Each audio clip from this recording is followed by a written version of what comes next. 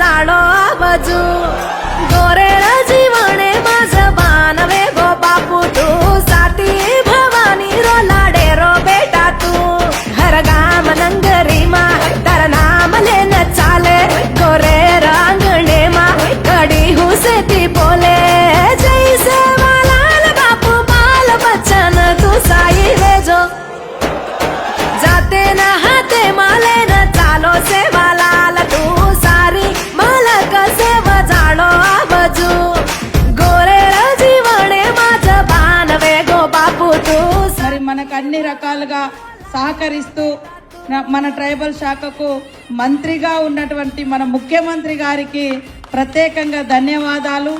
నేను కానీ మన ఎమ్మెల్యేలు కానీ ఎంపీ గారు శరత్ గారు మేము ఎప్పుడు వెళ్ళి మాకు ఇది కావాలి అని అడగడంతో మరి అవన్నీ కూడా వరాలు ఇస్తున్నటువంటి సీఎం గారికి ప్రత్యేకంగా ధన్యవాదాలు తెలియజేస్తూ ముందు చూపే కాదు వెనుక నుంచి కూడా గతాన్ని కూడా తెలుసుకున్నప్పుడు ఆ క్రమం నుంచే మనకు సేవాలాల్ గారు ఇచ్చినటువంటి శాంతి బోధనలు, అదే విధంగా సౌభాతృత్వం, సమానత్వం, ఎదుటి వారిని గౌరవించడం, అహింస ఇలాంటి అనేక బోధనలు చేసి సమాజ శాంతి కోసం, బంజారా జాతి అభివృద్ధి కోసం, మరి ఎక్కడ ఇల్లు కట్టుకుంటే వాస్తును కూడా ఆనాడే ఆయన చెప్పిండంటే మరి ఎంత గొప్ప మేధావి మనం అర్థం చేసుకోవచ్చు.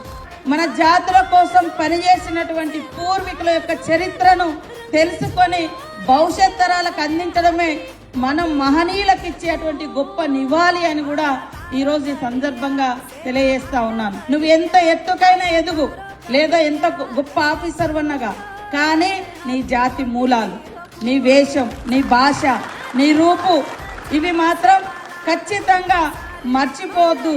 మూలాలను మర్చిపోవద్దు. మూలాలను మర్చిపోతే అస్తిత్వం కోల్పోయినట్టే. అస్తిత్వం కోల్పోతే హక్కుల గురించి మాట్లాడే అవకాశం, అధికారం మనకు ఉండదు.